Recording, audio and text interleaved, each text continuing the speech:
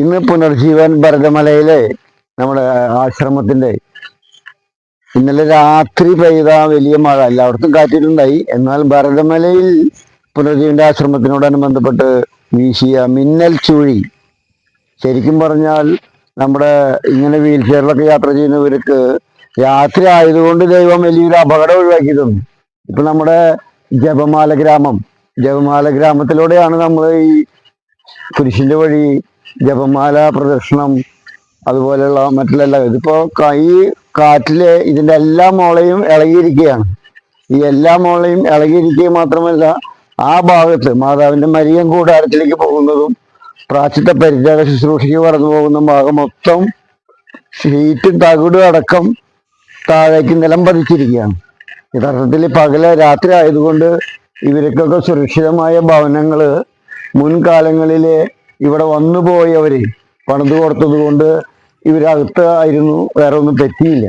പകലായിരുന്നെങ്കിൽ ഇവിടെ കടന്നു വരാറുള്ള ഇടവക കൂട്ടായ്മകള്, അതുപോലെ സ്കൂൾ വിദ്യാർത്ഥികള് കൂട്ടായ്മകള്, സമൂഹത്തിലെ വ്യത്യസ്തമായ സംഘടനകളെല്ലാം ഇവിടെ വന്ന് വിസിറ്റ് ചെയ്ത് ഇവരോടൊപ്പം വീൽ ചെയറിലും മറ്റും ഇവിടുത്തെ ഈ ശുശ്രൂഷ ത്യാഗപൂർണമായ പ്രാശ്ചിത്ത പരിത്യാഗ ശുശ്രൂഷ നടക്കുന്ന സെന്ററാണ് യഥാർത്ഥത്തിൽ ഇവിടെ തകർന്നടിഞ്ഞ് വീണിരിക്കുന്നത്.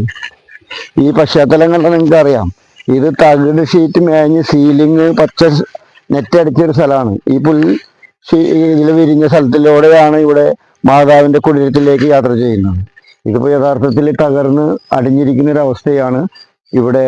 ഇപ്പോൾ ഈ സാഹചര്യത്തിൽ അപകടം ഒഴിവായെങ്കിലും ഇനി കോൺട്രാക്ടർ വന്ന് നോക്കിയപ്പോൾ ഇനി മുളയും കാര്യങ്ങളൊന്നും ഈ ഭൂപ്രദേശത്തിന്റെ രീതിക്ക് അനുസരിച്ച് പറ്റില്ല എന്നാണ് പറഞ്ഞിരിക്കുന്നത്.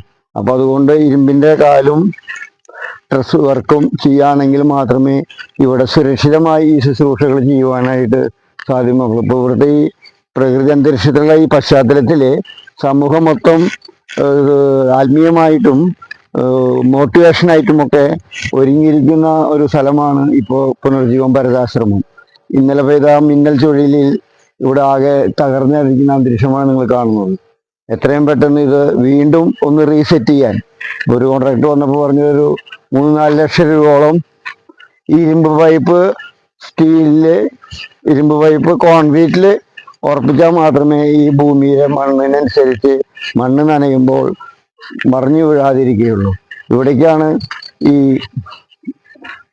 വരുന്ന കൂട്ടായ്മക്കാരെല്ലാം ഇതിലൂടെ ത്യാഗപൂർവ്വം കയറി വന്നാണ് ഈ ശുശ്രൂഷ ഇവിടെ മക്കളോടൊപ്പം വീൽ ചെയറിലൊക്കെ വന്നിരുന്ന് നടത്താൻ. അപ്പോൾ ഈ ദേശം ശരിയാക്കി കിട്ടണമെങ്കിൽ ഒരു 3-4 ലക്ഷം രൂപ വരെ ഇരുമ്പ്, materials, tiles, sheet, dress work ഇത് നടത്തണം. അപ്പോൾ നിങ്ങളുടെ ഓരോരുത്തരുടെയും പ്രാർത്ഥന ഈ സജീവമായ ഈ പ്രദേശത്തേക്ക് പണിയുവാനായിട്ട് സാധിക്കട്ടെ. നിങ്ങൾ ഓരോരുത്തരും നിങ്ങളുടെ ടീമായിട്ടുള്ള പ്രാർത്ഥനകളിൽ ഇതൊക്കെ ഇവർക്ക് വീൽ ചെയറിൽ നടന്നു പോകാനുള്ള ഒരു സ്ഥലമാണ്. ഇവർ തന്നെയാണ് വീൽ ചെയറിൽ കൊണ്ടുവന്ന് ഇവിടെ വരുന്ന ആളുകളെ ഈ മേഖലയൊക്കെ പരിചയപ്പെടുത്തി കൊടുക്കുന്നതും പങ്കുവയ്ക്കുന്നതും. അപ്പൊ ഇത് സുരക്ഷിതമാകേണ്ടത് പുനർജീവനെ സംബന്ധിച്ച് അത്യന്താപേക്ഷിതമാണ്. പുനർജീവനെ സ്നേഹിക്കുന്നവരെ സംബന്ധിച്ച് അത്യന്താപേക്ഷിതമാണ്. പുനർജീവനിലൂടെ പുനർജീവൻ ലഭിക്കുന്നവരെ സംബന്ധിച്ച് അത്യന്താപേക്ഷിതമാണ്. അതിനാൽ തന്നെ നമുക്ക് ജപമാല കണക്ക് കൈകോർത്ത് പ്രാർത്ഥിക്കാം. ഒപ്പം ഇതിനെ മെറ്റീരിയൽസ് ആയിട്ട് അല്ലെങ്കിൽ ഷീറ്റായിട്ട് അല്ലെങ്കിൽ ലേബറായിട്ട് കഴിയാവുന്നവരെ കരുതി നമുക്കൊരു 3-4 ലക്ഷം രൂപ വരെ ഒരു പ്രൊജക്റ്റ് ഉണ്ടായാൽ ഇത്രയും ദൂരം നമുക്ക് പണിത് തീർക്കാനായിട്ട് സാധിക്കുള്ളൂ. നിങ്ങൾക്കിപ്പോൾ അവിടെ കാണാം കുറെ കൊച്ചു ഓടിട്ട വീട്, നിങ്ങൾ മുമ്പ് വന്നിട്ടുള്ളവർക്കൊക്കെ അറിയാം.